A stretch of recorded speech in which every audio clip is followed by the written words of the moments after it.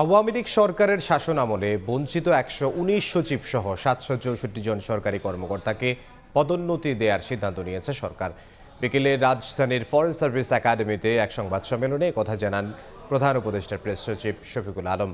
Cyber সুরক্ষা অধ্যাদেশ উপদেষ্টা পরিষদে অনুমোদন দেওয়া হয়েছে বলেও জানান প্রেস সচিব। ৭৬৪ জনকে ভূতাপক্ষে পদোন্নতি দেওয়া যায় এই বিষয়ে সুপারিশ করা হয়েছিল। তো সেই জন্য এর মধ্যে থেকে আমরা বলছি ১১৯ জনকে সচিব পদে, ৪১ জনকে গ্রেড 1-এ এবং অতিরিক্ত সচিব পদে ৫২৮ জন এবং যুগ্ম সচিব পদে ৭২ জন এবং উপসচিব পদে ৪ জন কর্মকর্তাকে ভূতাপক্ষে পদোন্নতি প্রদানের সুপারিশ করেছে।